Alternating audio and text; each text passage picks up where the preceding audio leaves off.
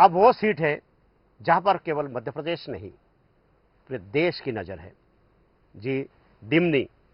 ये देश की नजर क्यों है? क्योंकि नरेंद्र सिंह तोमर वहां पर उम्मीदवार है।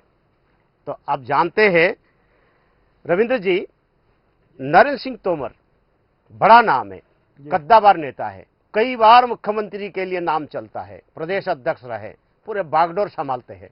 पिछले चुनाव भी इन्हीं के हाथों में बागडोर होते के बावजूद एक बार ये जीता चुके हैं और पिछले चुनाव ये हारा चुके हैं।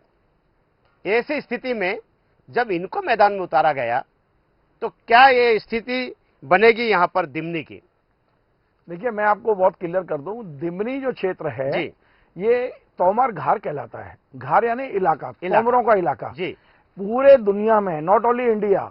हाँ। यदि आपको तोमर मिले और यदि वही कहता है कि दिमनी का रहने वाला नहीं है तो वो नकली तोमर है जी।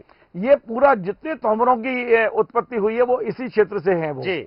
और मैं आपको बता दूं, नरेंद्र सिंह जी तोमर एक तरफा यहाँ से जीत रहे हैं, मतलब बहुत ज्यादा। मैं विश्लेषण पूरा करके सुना सकता हूँ, लेकिन ये सत्य है। थोड़ा सा बताइए। हाँ, मैं पूरा बता रहा हूँ आपको। बेशक रविंद्र सिंह तोमर खड़े हुए हैं कांग्रेस से, बहुजन समाज पार्टी से यहाँ बलबीर दंडोतिया जी हैं जी, और भारतीय जनता पार्टी ने नरेंद्र सिंह जी को टिकट दिया है। दरअसल ये क्षेत्र बहुत दिन से विकास से पिछड़ा हुआ है। इस बार वहां के क्षेत्र की जनता के दिलो दिमाग में ये बात बिठा दी गई है कि आप विधायक नहीं चुन रहे हैं, आप ये मध्य प्रदेश का भविष्य का मुख्यमंत्री चुन रहे हैं। और ये जो संदेश गया है नीचे तक, वो कहीं ना कहीं नरेंद्र सिंह जी के पक्ष में जा रहा है, एक तरफा पक्ष में जा रहा है। वैसे वहां यदि जातिगत समीकरण देखें आप, तो ये सीट लंबे समय तक आरक्षित रही है, अनुसूचित जाति के लिए आरक्षित रही है। पिछले जब परिसीमन हुआ तो अंबा सीट आरक्षित हो गई और दिमनी को ओपन कर दिया गया।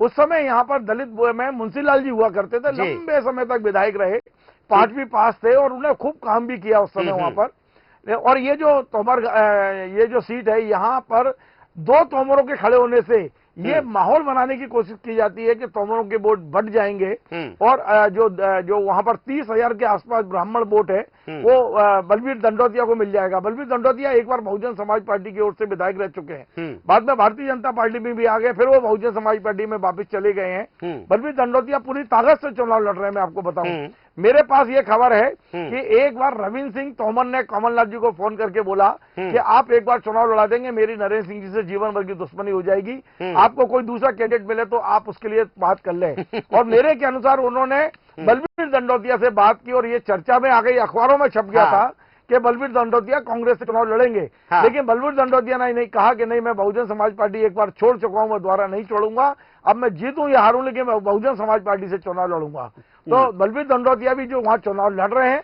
वो मैं आप समझ लिया हारी हुई मानसिकता से लड़ रहे हैं, क्योंकि वहां नरेंद्र सिंह जी जाए ना जाए, वहां की जनता के बीच में यह संदेश पहुंच गया है कि आप केवल एक नेता नहीं चुन रहे हैं, विधायक नहीं चुन रहे हैं, आप चुन रहे हैं मध्य प्रदेश का भावी मुख्यमंत्री।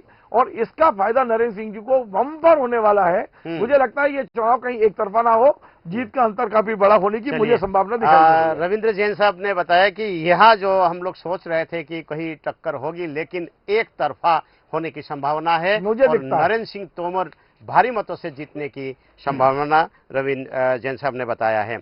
अब मैं सर्वे के हिसाब से मैं जानना चाहूंगा, सूरज पाठक जी, क्या इस सीट पर जो है आप कहना चाहेंगे, क्या सर्वे रिपोर्ट आपके पास है? स्थिति जो है वहां पर जो बताया है रविंद्र जैन जी ने, ठीक है, लेकिन जब सर्वे किया गया था तो उस समय सबसे बड़ी बात ये सामने आ रही थी कि वहां जो कहा जा रहा था कि नरेंद्र सिंह तोमर अपनी सीट बदलना चाहते हैं, वो दिमनी सीट से चुनाव नहीं लड़ना चाहते हैं, क्योंकि उन्हें कहीं ना कहीं इस बात का आभास था या उस सीट पर कड़ी टक्कर होने की संभावना थी कि वहां से उनके लिए सीट निकालना थोड़ा सा मुफीद नहीं हो सकता या मुश्किलें भरी हो सकती है डगर उनके लिए।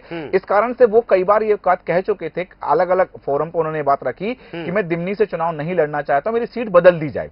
ये बात भी नहीं भूलना चाहिए। और सबसे बड़ी बात यहां जो एक बात सामने आ रही है वो ये आ रही है कि बलबीर सिंह दंडोतिया, जैसा कि कहा, स्वीकार तो है कि बलबीर सिंह दंडोतिया कड़ी टक्कर दे रहे हैं। यहां सिर्फ बलबीर सिंह दंडोतिया नहीं, नरेंद्र सिंह तोमर, रविंद्र सिंह तोमर और सुरेश सिंह तोमर जो आम आदमी पार्टी के प्रत्याशी हैं। यहां एक चीज और मैं कहना चाहूंगा, जो विशेष है कि राम नारायण सकवार, जिनको समाजवादी पार्टी ने प्रत्याशी बनाया और नाम बदलकर महेश अग्रवाल को यहां से टिकट दिया है। रामनारायण शकवार का टिकट पहले समाजवादी पार्टी ने दिया, फिर उनका निरस्त किया और वहां से महेश अग्रवाल को टिकट दिया। तो धनबल जो था, धनबल महेश अग्रवाल के पक्ष में आ गया। और क्या गणित हो सकता है? कारण क्या है, यहाँ पर अग्रवाल समाज का वोटर तो है ही नहीं, यहाँ दंडोतिया मतलब ब्राह्मण है, गुर्जर है और कौरव समाज के यहाँ पर बड़े पैमाने पे मतदाता है। कौरव समाज का जो मतदाता है वो कहीं ना कहीं बलबीर दंडोतिया के पक्ष में जा रहा है। जो 30,000 मतदाता हैं ब्राह्मण समाज के, वो सीधे सीधे कहीं ना कहीं जाते हुए, और ये बात जो कही जा रही है कि यहाँ से मुख्यमंत्री चुना जा रहा है, तो ये बात को है प्रदेश में कई स्तर पर, कई जगहों पर खंड के वाइज, जैसे ग्वालियर में एक अलग चेहरा उतार दिया कि आप मुख्यमंत्री चुन रहे हैं, महाकौशल में अलग चेहरा उतार दिया, मालवांचल में अलग। तो ये जो बात कही गई, यदि एक ही चेहरा होता है ऐसा जो मुख्यमंत्री पद का दावेदार होता, तो वहां इस बात का ज्यादा इंपैक्ट पड़ता। यही तो स्ट्रेटेजी है भारतीय जनता पार्टी के कि अलग अलग जगह पर जो है प्रचार अलग अलग हो कि ये मुख्यमंत्री है। आप जो वोट दे रहे हो केवल विधायक के लिए नहीं दे रहे हो, मुख्यमंत्री के लिए दे रहे हो। यही बात भारतीय जनता पार्टी के लिए जिस नीति के तहत उन्होंने चालू की थी कि हर क्षेत्र में ये चीज उतार दी जाए, कहीं ना कहीं लोगों को कंफ्यूजन होने लगा कि मुख्यमंत्री होगा कौन, हम अपने क्षेत्र से चुन रहे हैं या दूसरे क्षेत्र से चुना जाएगा।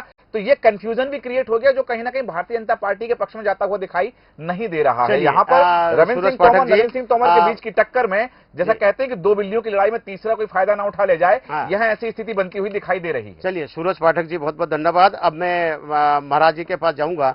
क्या आपके कुंडली देखने के बाद क्या कहते हो आप कि कौन यहाँ पर जीत सकता है? एक तरफ भारी भरकम नेता है नरेंद्र सिंह तोमर, दूसरी तरफ और तोमर दो वहां पर मैदान में है, और बलबीर दंडोतिया भी वहां पर बहुजन समाज पार्टी से उम्मीदवार है। तो किसके जीतने की संभावना ज्यादा है? देखिए, इसमें कांग्रेस से रविंद्र सिंह तोमर जी हैं जी, और नरेंद्र सिंह तोमर भाजपा से हैं। बसपा से बलबीर सिंह दंडोतिया और महेश अग्रवाल सपा से हैं, वो सपा पार्टी से हैं। इसमें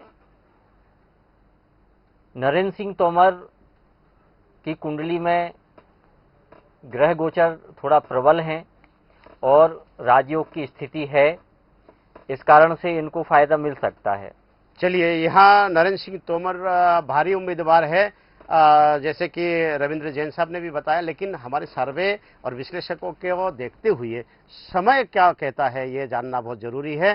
तो डिमनी के लिए समय का क्या निर्णय है?